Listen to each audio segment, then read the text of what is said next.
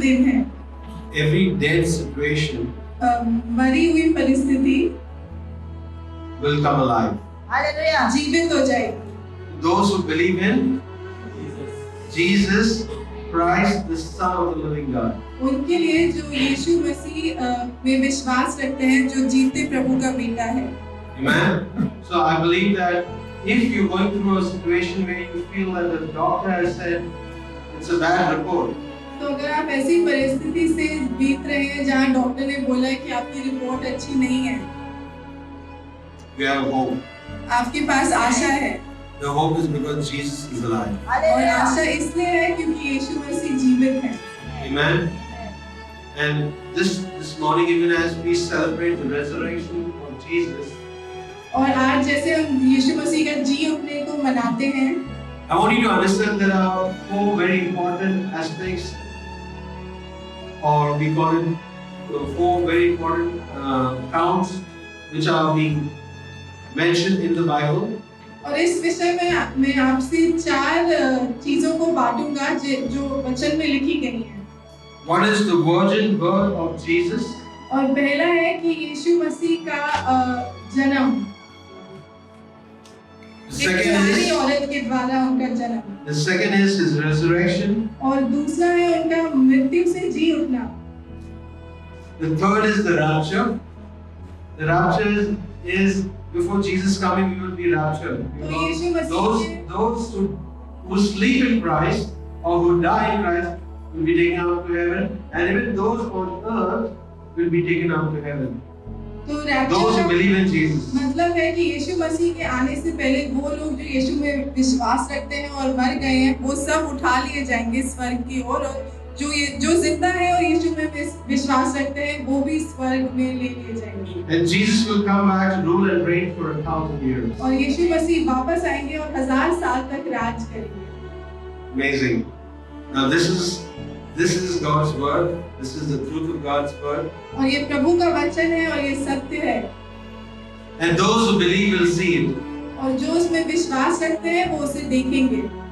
Those who don't believe it will never see it. और जो उसमें विश्वास नहीं रखते वो ये नहीं देखेंगे।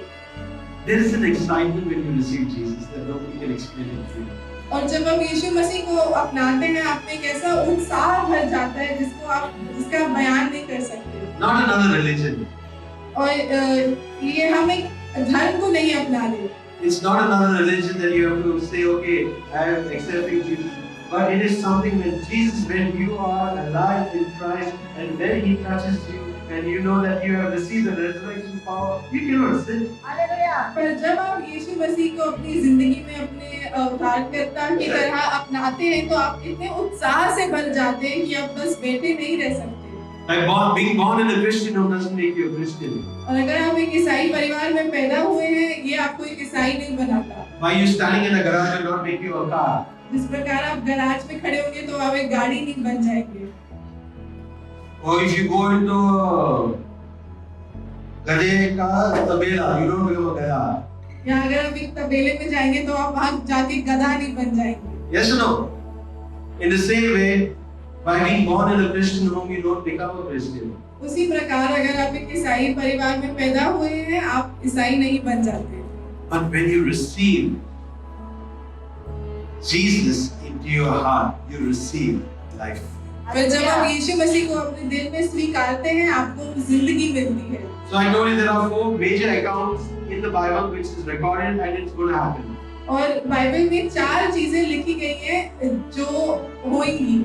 This is mentioned in this book. और ये वचन में लिखा है।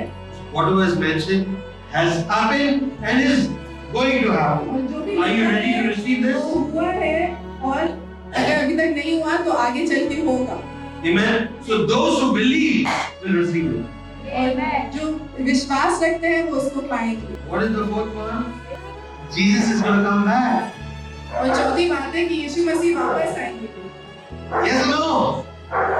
He's going to come back to judge the living and the dead, and He is going to reign for 1,000 years. और वो न्याय करेंगे जो मर चुके हैं और जो जीवित हैं वो 1000 साल तक राज करेंगे। Amen. So now, before that, there's going to be tribulation. There's going to be a lot of और उससे पहले बहुत ही हम तकलीफ से गुजरेंगे। It's not going to happen. It's going to be easy cakewalk. और ये आसान नहीं है. Those who are ready to live for Him and die for Him will be raptured in heaven. Not those who come to church every Sunday. और वो जो यीशु मसीह के लिए जीने के लिए मरने के लिए तैयार है, प्रभु उनको स्वर्ग लेके जाएंगे. सिर्फ चर्च में हर संडे आने से हम ईसाई नहीं बन जाते. Let's turn your Bibles to Luke chapter 24. हम लूका 24 पढ़ेंगे. Let's read from 1 to 6 first. तो हम लूका 24 1 से 6 और यहाँ पर लिखा है, परंतु सप्ताह के पहले दिन बड़े भोर को वे उन सुगंधित वस्तुओं को जो उन्होंने तैयार की थी लेकर कब्र पर आई. उन्होंने पत्थर को कब्र पर से लुढ़का हुआ पाया, पर भीतर जाकर प्रभु यीशु का शव न पाया. जब वे इस बात से भौचक्की हो रही थी तो देखो, दो पुरुष झलकते वस्त्र पहने हुए उनके पास आ खड़े हुए. जब वे डर गईं और धरती की ओर मुंह झुकाए रहीं, तो उन्होंने उनसे कहा, तुम जीवते को मरे हुओं में क्यों ढूंढती हो? वह यहाँ नहीं परंतु जी उठा है. स्मरण करो कि उसने गलील में रहते हुए तुमसे कहा था. अवश्य है कि मनुष्य का पुत्र पापियों के हाथ में पकड़वाया जाए और क्रूस पर चढ़ाया जाए और तीसरे दिन जी उठे. तब उसकी बातें उनको स्मरण आईं और कब्र से लौटकर उन्होंने उन 11 को और अन्य सब को ये सब बातें कह सुनाई.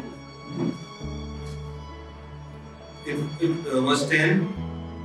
जिन्होंने प्रेरितों से ये बातें कही वे मरियम मगदलीनी और योअन्ना और याकूब की माता मरियम और उनके साथ की अन्य स्त्रियां भी थीं.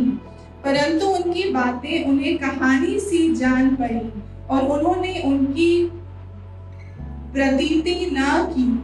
तब पतरस उठकर कब्र पर दौड़ा गया और झुककर केवल कपड़े पड़े देखे और जो हुआ था उससे अचंभा करता हुआ अपने घर चला गया. Now, if you see different records in Matthew, Mark, Luke, and John, the Gospels, और इसी विषय के बारे में मैथ्यू, मार्क, लूक, जॉन में अलग-अलग लिखा है, थोड़ा अलग. But the main emphasis is in certain Gospels they are given specifics. In certain they are not given specifics. और कहीं उन्होंने मतलब डिटेल में चीजों को लिखा है और कहीं डिटेल नहीं दिया. So they had also sealed the tomb so that nobody could go and rob his body. They had sealed it. कब्र थी उसको अच्छे से बंद किया गया था. And it was very heavy.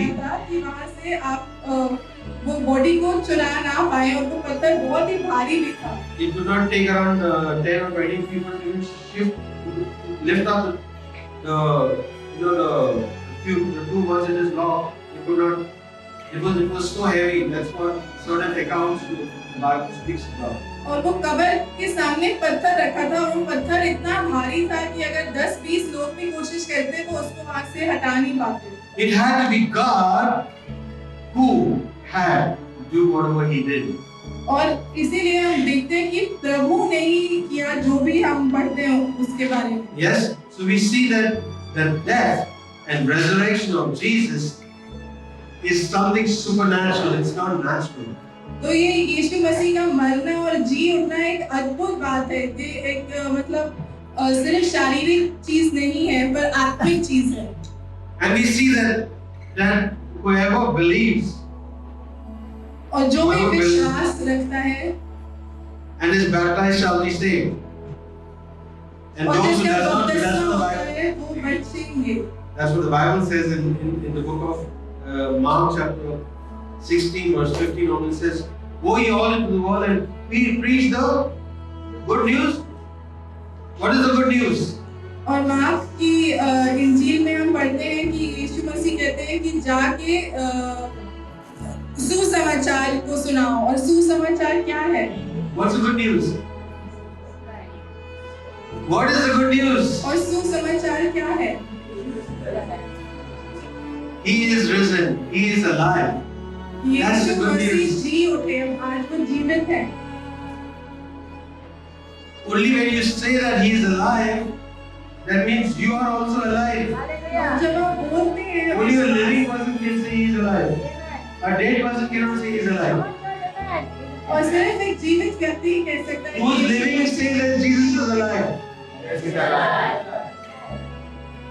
Those who are अगर living say Jesus is alive. आप जिंदा हैं तो आप बोलिए यीशु जिंदा है। Amen. Because He is alive, we are living. और क्योंकि यीशु मसीह With the जिंदा है, hope of the same resurrection, what He has done for us. Amen. Are you just excited? Is there some excitement or something? और क्या आप भी मतलब जोश से उत्साह से भरे हैं ये जान के कि यीशु मसीह जी उठे, और इसलिए हमें भी आशा है कि हम भी जी उठेंगे। मृत्यु हमारा अंत नहीं है। The resurrection is the main cornerstone of our faith. और यीशु मसीह का मृत्यु से जी उठना हमारे विश्वास का एक बहुत ही मुख्य बात है। And when we see over here said He is risen, death is defeated. और यहाँ जैसे अभी क्रूस में लिखा है कि यीशु मसीह जी उठे और मौत का नाश हो गया है। He is risen. यीशु मसीह जी उठे। That is the three powerful words that are being said. और ये कितनी बड़ी बात है। I love you. He is risen. जैसे कोई बोलेंगे I love you, वो भी 3 शब्द हैं, और यीशु मसीह जी उठे वो भी। Will you go, Kadesh, go to God and say He is risen, or you say I love you?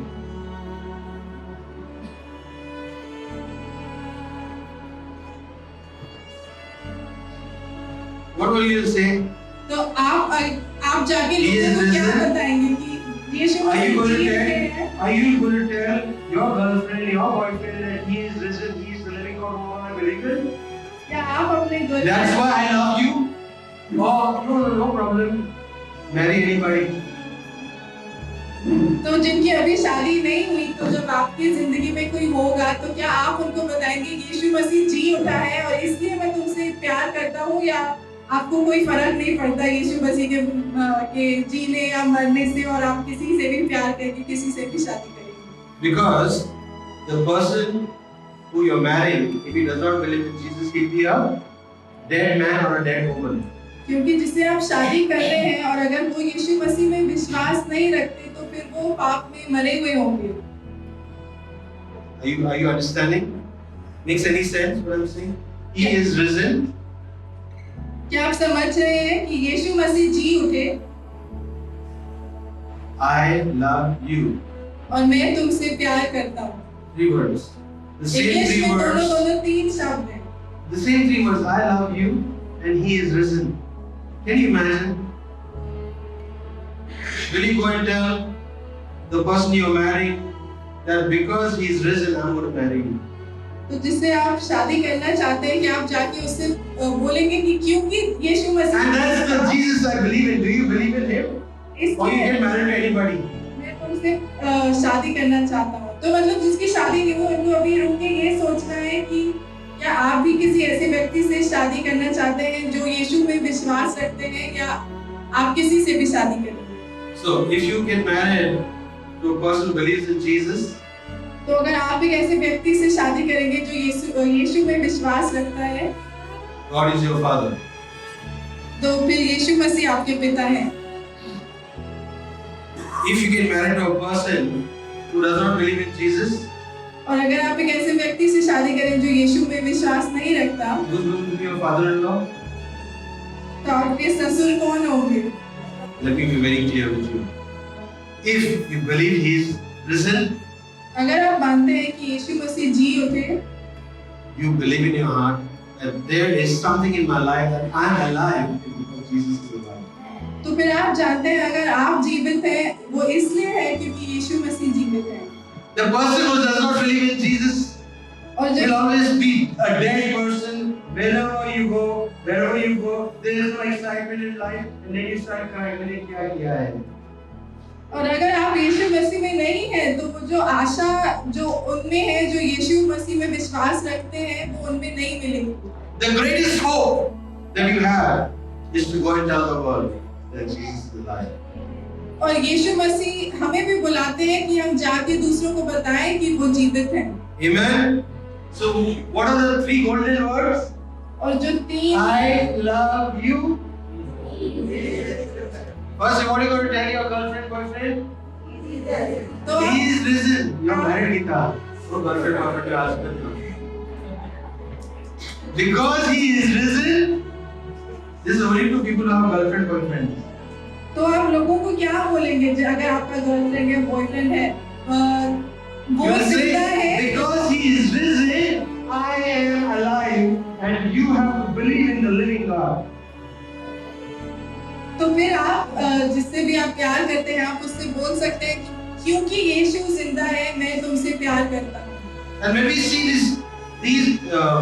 the full account in the Gospel of Luke, और जब हम लूका में पढ़ते हैं इसके बारे में, there was great expectation. लोग When Jesus died, there was great expectation. Where is the best place to be in? Spending maximum time? कौन सी जगह सबसे अच्छी जहां हमें अपना समय व्यतीत करना चाहिए? Which place? Graveyard. कब्रिस्तान।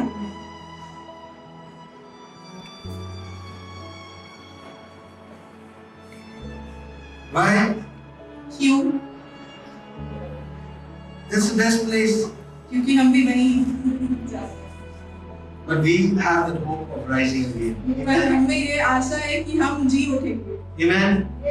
Because of that hope that we have in Christ, that we are going to be resurrected from the dead. क्योंकि यीशु मसीह में Because हमें ये we आशा believe in है Him. कि हम मरेंगे, पर हम मर के फिर यीशु मसीह के साथ जी उठेंगे, क्योंकि यीशु जिंदा है। Now we got to understand what was mentioned in the New Testament has been mentioned in the Old Testament before Jesus. और जो भी हम नए नियम में पढ़ते हैं, उसके बारे में पुराने नियम में भी लिखा गया है। And it is mentioned in the book of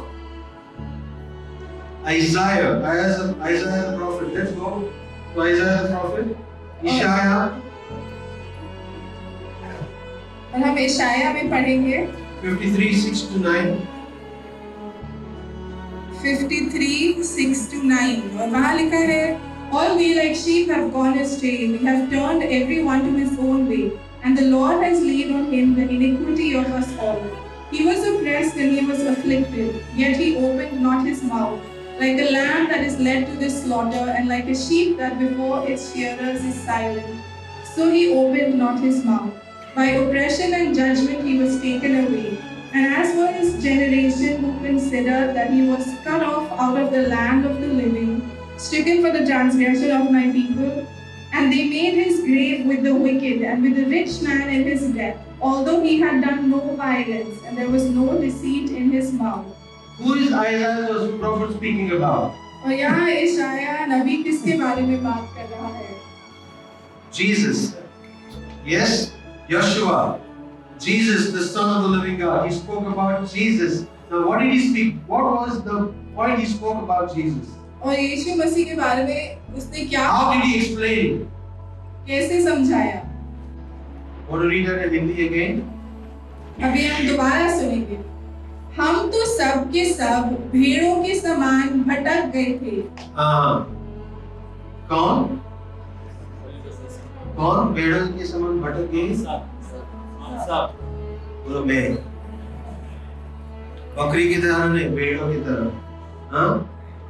भटक गए हम। यस? कौन से मैं? हाँ?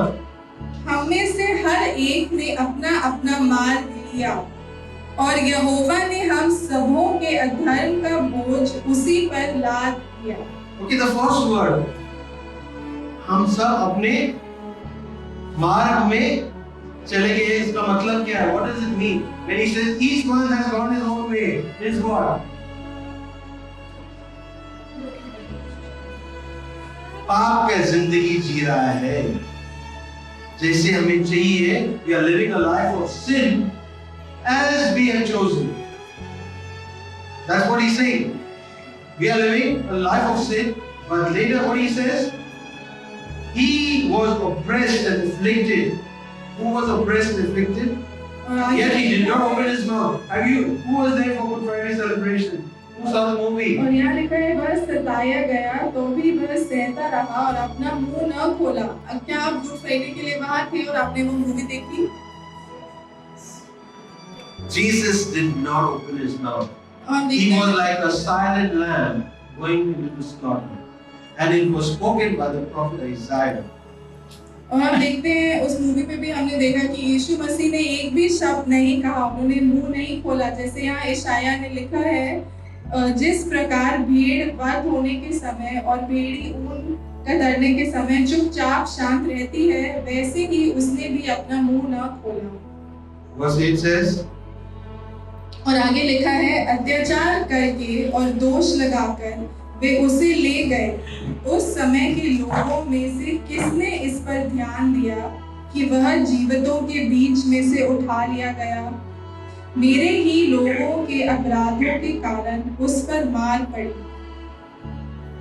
It says that Jesus is going to rise again. जीवितों के बीच वो उठा ले जाएंगे. कौन कहता है? Who's saying this? Isaiah the prophet spoke thousands of years before Jesus was born. But those who believe will experience. Those who believe will experience the resurrection power. Those who believe will experience the resurrection power.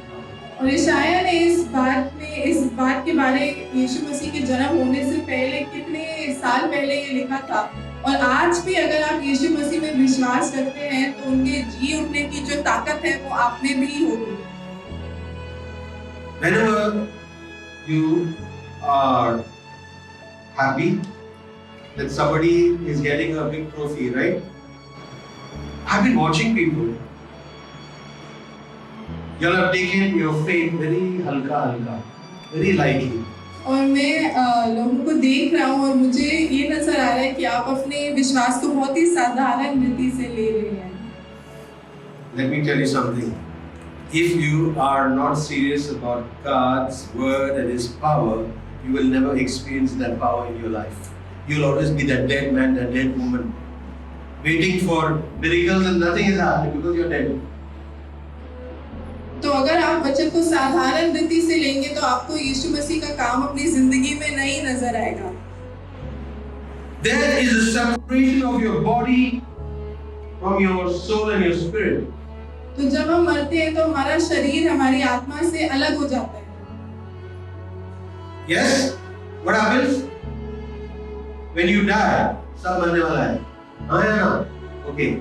So when you die, what happens? तो जब आप मर जाते हैं क्या होता है? Your body is going to be separated from your soul and your spirit. That means your emotions, will be separated. Your spirit will be separated from your body. तो आपका शरीर आपके मन और आत्मा से अलग हो जाएगा. But the second death, मगर दूसरी मौत is when your body is separated from God. वो है जब आपका शरीर यीशु मसीह से अलग हो जाए. And that's the biggest thing to look back into. और हमें उस मौत पर गौर करना चाहिए. But we have a hope. और हमारे पास आशा है. That hope is that whoever believes in Him will have everlasting life. और वो आशा ये है कि जो कोई उस पर विश्वास करे उसको अनंत जीवन मिलेगा. What did Jesus say? यीशु मसीह ने क्या कहा? I am the resurrection and the life. मैं पुनरुत्थान और जीवन हूँ. Whoever, even if he dies, और कोई भी अगर चाहे वो मर क्यों ना जाए, he will still live. वो तभी भी जिएगा. John. यूहन्ना. Let's turn to John. हम यूहन्ना की तरफ मुड़ेंगे और वहाँ से पढ़ेंगे. 11:26. यूहन्ना 11:26. और यहाँ पर लिखा है, और जो कोई जीवित है और मुझ पर विश्वास करता है वह अनंत काल तक न मरेगा। क्या तू इस बात पर विश्वास करती है? And everyone who lives and believes in me shall never die. Do you believe this? It's speaking to whom? और यहाँ ये किसके लिए लिखा है?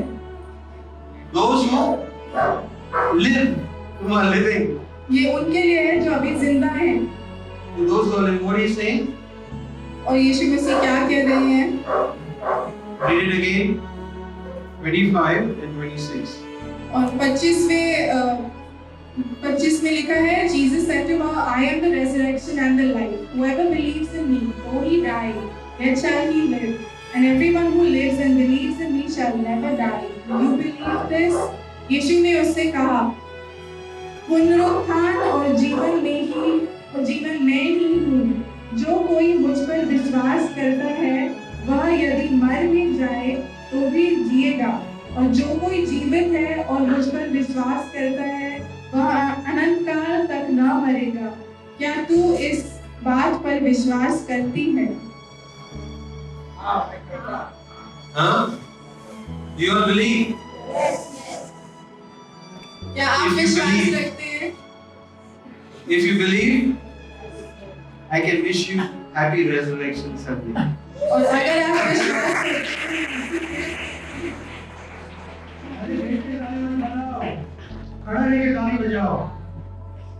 stand up and clap. For whom? God for me. Jesus is alive.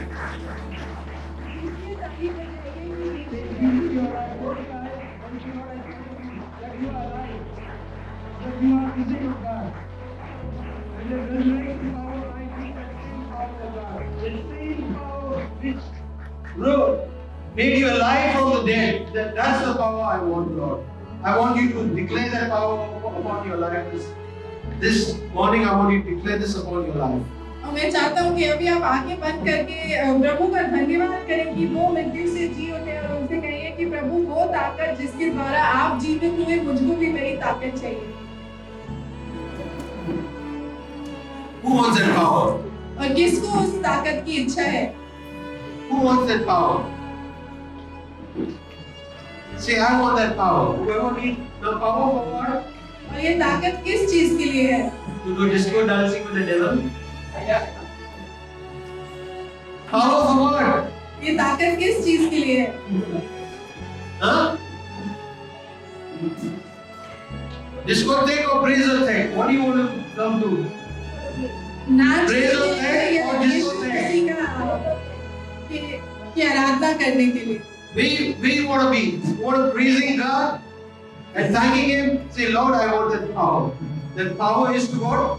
To destroy the work of the evil one. तो ये प्रभु जो हमें ताकत देता है वो है इसलिए कि हम जो शैतान की कार्यों का नाश कर सकें। Who wants that power to go lay hands on the sick and see healings and और miracles? किसको ये ताकत चाहिए कि जो बीमार हैं आप उन पे हाथ रख के प्रार्थना करें और वो चंगे हो जाएं? शर्मिंदा होता है बोलने के लिए, मुझसे नहीं, आप प्रभु से बात करो और कहो, प्रभु मुझे वो सामर्थ्य चाहिए, प्रभु वो सामर्थ्य चाहिए, प्रभु जो मैं लोगों के लिए जाके प्रार्थना करेगा और वो मरे हुए परिस्थिति से जिंदा हो जाएंगे। Amen. That you got to declare this upon the lives of the people. That wherever you go, that you will be a blessing. आप ये अपने लिए बोलिए, दूसरों के लिए बोलिए कि आप जहाँ भी जाएं आप एक आशीष का कारण बनें। No, wherever you go, जिधर आप जाते हैं वहाँ मर जाता है आदमी। बोलेगा ये परमती आ गई। हाँ? Wherever you go, the dead should come alive. People who have no hope should have hope. जहाँ आप जाते हैं, जहाँ मृत्यु है वहाँ जीवन होना चाहिए, और जहाँ निराशा है वहाँ आशा होनी चाहिए। Let's rejoice. Let's rejoice because Jesus is alive. Say, because Jesus is alive, I am alive. आइए हम सब आनंद मनाएंगे क्योंकि यीशु मसीह जी उठे, और क्योंकि यीशु मसीह जिंदा है, मैं जिंदा हूँ। And because I am alive, I want God to use me with power to destroy the works of the evil one. और क्योंकि मैं जिंदा हूँ, मैं चाहती हूँ कि यीशु मसीह मेरा इस्तेमाल करे शैतान की कार्यों को नाश करने के लिए। When you go to pray for people, don't push them. Hero. जब आप लोगों के लिए प्रार्थना करने जाए, आप उनको धक्का देके गिरा मत दीजिए। when you go and pray for people, the power of God will just touch them and they will be delivered. और जब आप लोगों के लिए प्रार्थना करें तो यीशु का सामर्थ्य उन्हें छुएगा और वो फ्री हो Only the जाएंगे। dead people will try to push you. जो लोग मरे हुए सिर्फ वही आपको धक्का देंगे। But those who are alive in Christ will just pray and the power of God will envelope you. पर जो लोग यीशु में जिंदा है वो आपके लिए प्रार्थना करेंगे तो यीशु का सामर्थ कार्य करेगा। Amen. So shall we all in our hearts put our hands on to the Lord and say, I want you to make this prayer, not because I'm telling you. Say, I want you to lift your hands and say, Lord, I want you to make my hands a blessing. My life a blessing. प्रार्थना करें और अपने हाथ उठाकर यीशु मसीह से कहें कि यीशु मैं चाहता हूँ आप मेरे हाथों को एक आशीष का कारण बनाइए और मेरी जिंदगी को आशीष बनाइए। I want you to talk to the Lord.